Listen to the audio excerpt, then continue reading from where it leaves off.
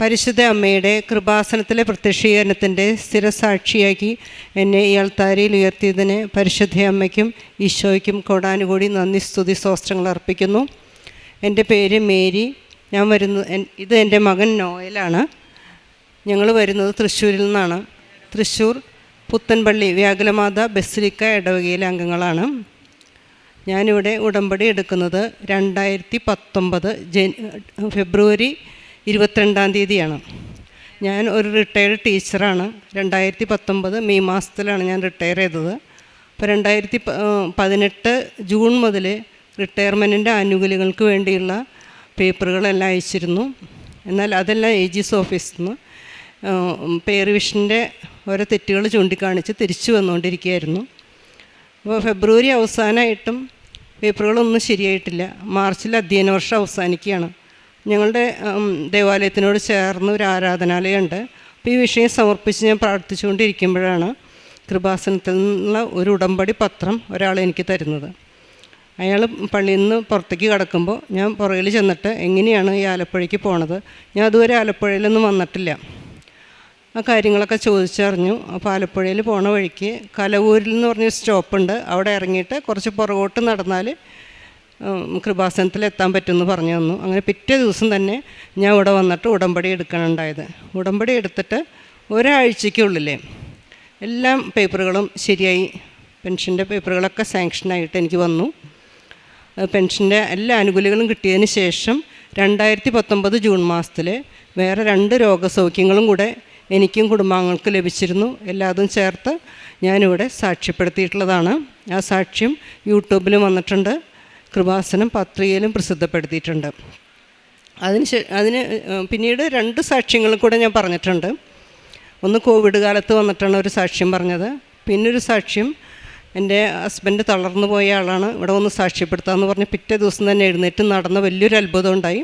പിന്നെ മകന് ജോലി കിട്ടിയ സാക്ഷ്യങ്ങളും എല്ലാം ഇവിടെ വന്ന് ഞാൻ സാക്ഷ്യപ്പെടുത്തിയിട്ടുള്ളതാണ്. അത് 4ാമത്തെ പ്രാവശ്യമാണ് ഞാനിവിടെ സാക്ഷ്യപേടകത്തിൽ വന്ന് സാക്ഷ്യം പറയുന്നത്. പുതുതായിട്ട് എനിക്ക് സാക്ഷ്യപ്പെടുത്താനുള്ളത്, ഈ കഴിഞ്ഞ മെയ് മാസത്തിൽ എൻ്റെ കഴുത്തിൻ്റെ ഇടത് ഭാഗത്ത് വലിയൊരു മുഴ വന്നു. എല്ലാവരും കണ്ടാൽ എന്താണെന്ന് ചോദിക്കുന്ന വിധത്തിൽ അത്രയും വലിയൊരു മുഴയായിരുന്നു. അപ്പോൾ ആദ്യമൊക്കെ എനിക്ക് ഡോക്ടറെ അടുത്ത് പോകാൻ പേടിയായിട്ട്, കഴുത്തിൽ മുഴയുണ്ടാകുമ്പോൾ പല രോഗങ്ങളുടെ ലക്ഷണമെന്നൊക്കെ കേട്ടിട്ടുണ്ട്. പേടിയായിട്ട് ആദ്യം കുറച്ച് കാലമൊക്കെ പോകാണ്ടിരുന്നു. പിന്നെ ഡോക്ടറെ ചെന്ന് കണ്ടു. അപ്പോൾ ഡോക്ടർ ആൻറ്റിബയോട്ടിക്സും മറ്റ് മരുന്നുകളൊക്കെ സജസ്റ്റ് ചെയ്തിട്ടുണ്ടായിരുന്നു. അപ്പോൾ അതെല്ലാം കഴിച്ചു. എന്നിട്ട് മുഴയ്ക്ക് അതുപോലെ തന്നെ നിൽക്കണം മുഴ. അപ്പോൾ വീണ്ടും ഡോക്ടറെ കണ്ടപ്പോൾ doctor FNAC, CT scan, x-ray എല്ലാം സജസ്റ്റ് ചെയ്തിട്ടുണ്ടായിരുന്നു. അപ്പോൾ വീണ്ടും FNAC ചെയ്യാനായിട്ട് പേടിച്ചിട്ട് വീണ്ടും വേറൊരു ഡോക്ടറെ കൂടി പോയി കണ്ടു. മെഡിക്കൽ കോളേജിൽ നിന്ന് റിട്ടയർ ചെയ്ത ഡോക്ടറാണ്. ആ ഡോക്ടറെ കൂടി പോയി കണ്ടു. ഇതേ ടെസ്റ്റുകൾ തന്നെ FNAC മറ്റുള്ള ടെസ്റ്റുകളെല്ലാം ആ ഡോക്ടർ സജസ്റ്റ് ചെയ്തു. പിന്നെ ഞാൻ ഇവിടെ വന്ന് നമ്മുടെ ബഹുമാനപ്പെട്ട ജോസഫ് അച്ഛൻ്റെ കൈവയ്പ്പ് പ്രാർത്ഥന സ്വീകരിക്കാനായിട്ട് എനിക്കൊരു അനുഗ്രഹം കിട്ടി. അതിനുശേഷം FNAC എടുക്കാൻ ഒരു ധൈര്യം വന്നു. പിന്നെ അന്ന് ഞാൻ FNAC എടുക്കാൻ തീരുമാനിച്ച് അന്നത്തെ ദിവസം കാലത്ത് ഞാൻ സാക്ഷ്യങ്ങൾ കേൾക്കുമ്പോഴൊക്കെ ആ സാക്ഷ്യങ്ങളിലൊക്കെ പറയുന്നത് FNAC എടുത്തവരെ സാക്ഷ്യങ്ങളെ കേൾക്കണേ, അവർക്കൊക്കെ നെഗറ്റീവ് റിസൾട്ട് കിട്ടിയെന്നു. അപ്പോൾ ഞാൻ ധൈര്യമായിട്ട് പോയി FNAC എടുത്തു. അപ്പോൾ അതിൽ വേറെ വലിയ തരം അസുഖങ്ങളിലൊന്നും ഇല്ല എന്നുള്ളത് മനസ്സിലായി. വീണ്ടും ഡോക്ടറെ വന്ന് കണ്ട് ഡോക്ടർ വീണ്ടും ഒരിക്കൽ കൂടെ ആൻറ്റിബയോട്ടിക്സ് എഴുതി.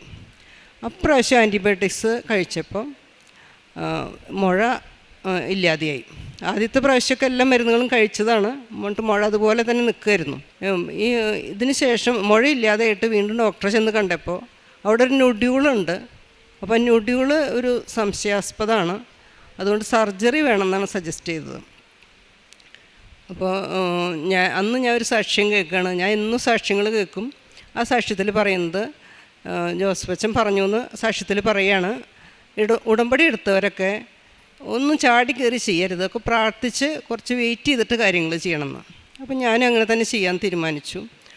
അടുത്ത മാസത്തിൽ ജൂലൈയിൽ എനിക്ക് ഉടമ്പടി പുതുക്കേണ്ട സമയമാണ്.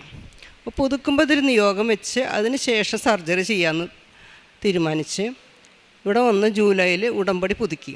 ഉടമ്പടി പുതുക്കുമ്പോൾ എനിക്ക് മാതാവിനെ കയ്യിൽ വഹിക്കാനുള്ള ഒരു അനുഗ്രഹം കിട്ടി. അപ്പോൾ തന്നെ എനിക്ക് മനസ്സിലായി ഇതെനിക്ക് സർജറി ചെയ്യേണ്ടി വരില്ല എന്ന്. പിന്നെ 2 ആഴ്ച കഴിഞ്ഞ് ഡോക്ടറെ ചെന്ന് കണ്ടപ്പോൾ അവിടെ നൊഡ്യൂളില്ല. പിന്നെ വീണ്ടും എന്നാലും ഡോക്ടർ സംശയ നിവൃത്തിക്ക് വേണ്ടിയിട്ട് വീണ്ടും ഒരിക്കൽ കൂടെ സ്കാനിങ് ചെയ്യാൻ പറഞ്ഞു. സ്കാനിങ് ചെയ്തപ്പോഴും ആ ഡോക്ടറും പറഞ്ഞത് എങ്ങനെയാണ്, അങ്ങനെ മുമ്പുണ്ടായിരുന്ന നൊഡ്യൂളില്ല, ചെറുതായിട്ടൊരു ചെറിയ നൊഡ്യൂൾ നിൽക്കണതൊന്നും കാര്യമുള്ള കാര്യമല്ല, നെഗ്ലിജിബിളാണ്, അതൊന്നും നോക്കേണ്ട കാര്യമില്ല എന്ന് പറഞ്ഞ്. അപ്പോൾ അത് മിനിയാന്നാണ് ആ കാര്യം സ്ഥിരീകരിച്ചത്. ഇനി സർജറി വേണ്ട എന്നുള്ള കാര്യം സ്ഥിരീകരിച്ചു. ഇന്നൊരു വലിയ രോഗസൗഖ്യം എനിക്ക് കിട്ടി. അതിന് പരിശുദ്ധ അമ്മയ്ക്കും ഈശോയ്ക്കും 1000 നന്ദി പറയുന്നു. ഈ ദിവസങ്ങളിലെല്ലാം ഞാൻ കഴുത്തിൽ ഉടമ്പടി തൈലവും ഉപ്പും കാലത്തും വൈകിട്ടും പ്രത്യക്ഷീകരണ പ്രാർത്ഥനയുടെ സമയത്തും വൈകുന്നേരമുള്ള ഉടമ്പടി പ്രാർത്ഥനയുടെ സമയത്തും ഉപയോഗിച്ചുകൊണ്ട് വിശ്വാസപ്രമാണം ചൊല്ലി ഈ ദിവസങ്ങളിലെല്ലാം പ്രാർത്ഥിച്ചുകൊണ്ടിരുന്നു. ഇനി ഒരു സാക്ഷ്യം പറയാനുള്ളത് എൻ്റെ മകൻ്റെ സാക്ഷിയാണ്. മകന് ജോലി കിട്ടിയ സാക്ഷിയാണ്. അത് മകൻ തന്നെ പറയും. എൻ്റെ പേര് നോയൽ തോമസ്. ഞാൻ തൃശ്ശൂരിൽ നിന്ന് വരുന്നു. ഞാൻ പണ്ട് ഉടമ്പടി എടുത്തതിൻ്റെ ഫലമായി എനിക്കൊരു ഗവൺമെൻറ് ജോലി 2024 ലഭിച്ചിരുന്നു. പക്ഷെ അതൊരു 10th ലെവൽ ജോലിയായിരുന്നു. തമിഴ്നാട്ടിലായിരുന്നു എനിക്ക് ജോലി, കേന്ദ്ര ഗവൺമെൻറ് ജോലി. പക്ഷേ അവിടെ നിന്ന് ട്രാൻസ്ഫർ കിട്ടിയില്ല. അപ്പോൾ ട്രാൻസ്ഫർ ഇല്ലാത്തതുകൊണ്ട് ഇത്രയും കാലം ഞാൻ 2 കൊല്ലമായി ഞാൻ തമിഴ്നാട്ടിലായിരുന്നു ജോലി ചെയ്യുന്നിരുന്നത്. അപ്പോൾ ഞാൻ വളരെയധികം അമ്മ മാതാവിനോട് പ്രാർത്ഥിച്ചിരുന്നു. എനിക്ക് കേരളത്തിലൊരു ജോലി കിട്ടണമെന്ന് പ്രാർത്ഥിച്ചിരുന്നു. ആദ്യമൊക്കെ എഴുതുമ്പോൾ എനിക്ക് PSC പരീക്ഷകൾ എഴുതാറുണ്ടായിരുന്നു. ആദ്യമൊക്കെ 800ാമത്തെ റാങ്കുകളൊക്കെയാണ് കിട്ടിയിരുന്നത്. അതുകൊണ്ട് എനിക്ക് ജോലി കിട്ടിയിരുന്നില്ല. പിന്നെ വളരെയധികം പ്രാർത്ഥിച്ചതിൻ്റെ ഫലമായിട്ട് എനിക്ക് അവസാനം സെക്രട്ടേറിയറ്റ് അസിസ്റ്റൻ്റ് പരീക്ഷയിൽ 92ാമത്തെ റാങ്ക് നൽകി അമ്മ മാതാവ് എന്നെ അനുഗ്രഹിച്ചു. അമ്മയുടെ കൃപ കൊണ്ട് തന്നെയാണ് എനിക്കിത് ലഭിച്ചത് എന്നാണ് എൻ്റെ വിശ്വാസം. കാരണം എൻ്റെ ഇൻ്റർവ്യൂ നടന്നതും ഡോക്യുമെൻ്റ് വെരിഫിക്കേഷൻ നടന്നതും ഒക്കെ ഒരു ചൊവ്വാഴ്ചയായിരുന്നു. പിന്നെ ഈ അഡ്വൈസ് മെമ്മോ വന്നതും ഒരു 17-ാം തീയതി. അത് അഡ്വൈസ് മെമ്മോ വന്നത് 25-ാം തീയതി. പിന്നെ ഓഫർ അപ്പോയിൻമെൻറ്റ് വന്നത് 17-ാം തീയതി ആയിരുന്നു, ഈ ഓഗസ്റ്റ് 17-ാം തീയതി. അപ്പോൾ അമ്മയുടെ കൃപ കൊണ്ട് മാത്രമാണ് എനിക്കിത് ലഭിച്ചത് എന്ന് തന്നെയാണ് എൻ്റെ വിശ്വാസം. കാരണം യാത്ര തമിഴ്നാട്ടിൽ നിന്ന് പരീക്ഷ എഴുതാൻ വന്നപ്പോൾ എനിക്ക് കിടക്കാൻ സൗകര്യമുണ്ടായിരുന്നില്ല. അത് കാരണം കൊണ്ട് ഉറങ്ങിയിട്ടല്ല പരീക്ഷ എഴുതിയത്. അപ്പോൾ പരീക്ഷ എഴുതുമ്പോൾ ഉറക്കം തൂങ്ങുകയായിരുന്നു. അപ്പോൾ എങ്ങനെ എഴുതാൻ പറ്റുമെന്ന് എനിക്ക് അറിയണ്ടായിരുന്നില്ല. പക്ഷേ ദൈവം അനുഗ്രഹിച്ചതുകൊണ്ട് മാത്രം എനിക്ക് നന്നായി എഴുതാൻ പറ്റി. പെട്ടെന്ന് അവിടെ വെച്ചിട്ട് ഉറക്കം വരികയോ അതുകൊണ്ട് ആലോചിക്കാൻ ചിന്തിക്കാനുള്ള ശേഷി കുറയാതിരിക്കുകയോ ചെയ്ത് അനുഗ്രഹിച്ചു. അങ്ങനെ നാളെ ജോയിൻ ചെയ്യാൻ ഞാൻ പോവുകയാണ്. അമ്മ മാതാവ് എന്നെ അനുഗ്രഹിക്കുമെന്നാണ് തന്നെയാണ് എൻ്റെ വിശ്വാസം. നാളത്തെ എല്ലാ കാര്യങ്ങളും സുഗമമായി നടക്കുമെന്ന് ഞാൻ വിശ്വസിക്കുന്നു. തുടർന്നുള്ള ജോലിയും വളരെ നന്നായി ചെയ്യുവാനും ദൈവത്തിൻ്റെ പരിശുദ്ധ അമ്മയുടെ അനുഗ്രഹം എന്നോട് കൂടി ഉണ്ടായിരിക്കുമെന്ന് ഞാൻ പ്രാർത്ഥിക്കുന്നു. പിന്നെ പരീക്ഷയ്ക്ക് പോയ സമയത്ത് ഇൻ്റർവ്യൂവിനും ഞാൻ നേർച്ച വസ്തുക്കൾ ഉപയോഗിച്ചിരുന്നു. ഞാൻ പോക്കറ്റിൽ ഉപ്പിട്ടിട്ടാണ് പോയത്. പരീക്ഷ തുടങ്ങുന്നതിന് മുമ്പ് ഞാൻ ഉപ്പ് കഴിച്ച് വിശ്വാസപ്രമാണം ചൊല്ലിയിരുന്നു. പിന്നെ കൈകളിൽ ഉടമ്പടി തൈലം പുരട്ടിയിരുന്നു. പിന്നെ 2024 എക്സാമിന് മുമ്പ് ഞാൻ ഉടമ്പടി എടുത്തിരുന്നു. ഇനി അതിനുശേഷം അത് തുടരാൻ പറ്റിയില്ല, കാരണം ജോലി തിരക്കുകൾ കാരണം. ഇനി പുതിയ ജോലി കിട്ടി സെറ്റിൽഡ് ആയി കഴിഞ്ഞാൽ ഉടമ്പടി എടുക്കാമെന്നാണ് എൻ്റെ പ്രതീക്ഷ. ഉടമ്പടി പുതുക്കാമെന്നാണ് എൻ്റെ പ്രതീക്ഷ. ഇതുകൂടാതെ 3 പ്രാവശ്യം വലിയ അപകടങ്ങളിൽ നിന്ന് മാതാവ് ഉടമ്പടിയിൽ ഞങ്ങൾക്ക് സംരക്ഷണം നൽകിയിട്ടുണ്ട്. അത് തമിഴ്നാട്ടിൽ ജോലിക്ക് പോയ സമയത്ത് ഞങ്ങൾ 2 പേരും കയറിയ ഒരു ഓട്ടോറിക്ഷയിൽ പുറകിൽ വന്നൊരു ബൈക്ക് ഇടിച്ചു. ഓട്ടോറിക്ഷ അങ്ങനെ തന്നെ മറിഞ്ഞു വീണു. എങ്കിലും ഞങ്ങൾക്ക് ഒരു അപകടങ്ങളും ഇല്ലാതെ മാതാവ് ഞങ്ങളെ പൊതിഞ്ഞ് സംരക്ഷിച്ചു. വീണ്ടും 2 പ്രാവശ്യം ബസ്സിൽ വെച്ചിട്ട്, ഒരു പ്രാവശ്യം ബസ്സിൽ ഒരു തീപിടുത്തം പോലെ പുകയുണ്ടായി. ഞാൻ കിടക്കുന്നതിന് തൊട്ട് താഴെയാണ്. രാത്രി 2:30 നേരത്താണ്. എന്നാൽ അത് ഡിറ്റക്റ്റ് ചെയ്തു.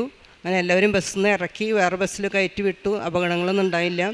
വേറെ ഒരിക്കൽ ബസ്സിൽ ഒരു കാറ് വന്ന് ഇടിച്ചിട്ട് അതും ഇതുപോലെ തന്നെ രക്ഷപ്പെട്ടു. അങ്ങനെ 3 പ്രാവശ്യം ഉടമ്പടി സംരക്ഷണം ലഭിച്ചിട്ടുണ്ട്.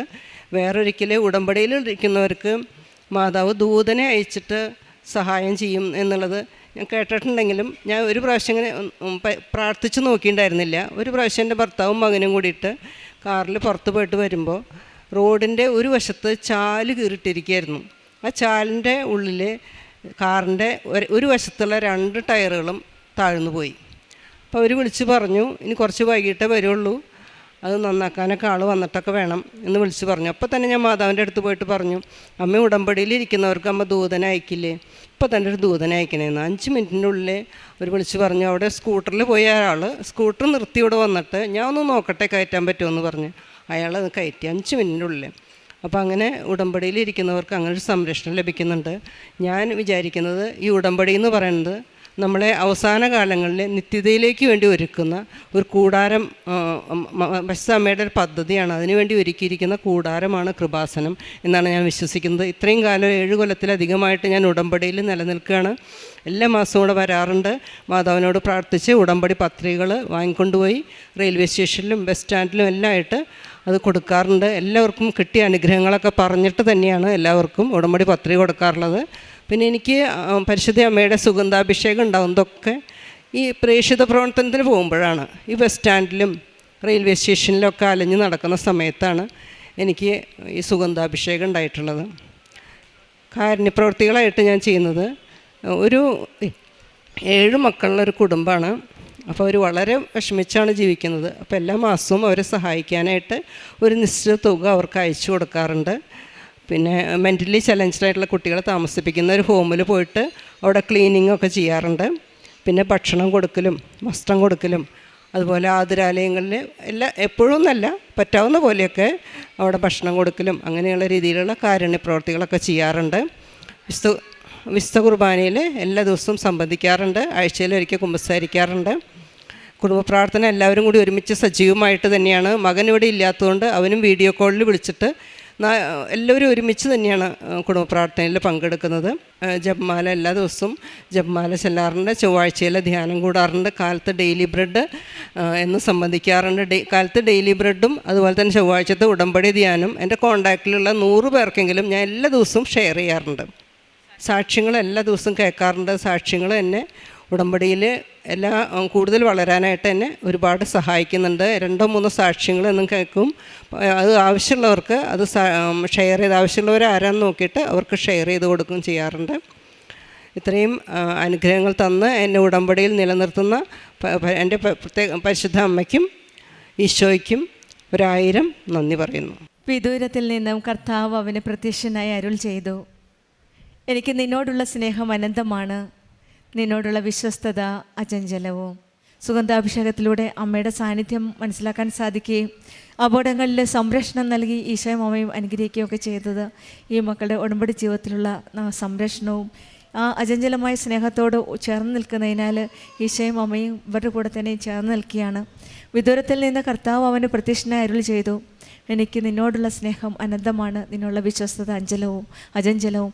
ഉടമ്പടി മക്കളോട് ഓരോരുത്തരോടും ഇത് തന്നെയാണ് ഇന്ന് ഈശോ നമ്മളോട് പറയുന്നത്. എനിക്ക് നിന്നോടുള്ള സ്നേഹം അനന്തമാണ്, നിന്നുള്ള വിശ്വസ്തത അചഞ്ചലവും.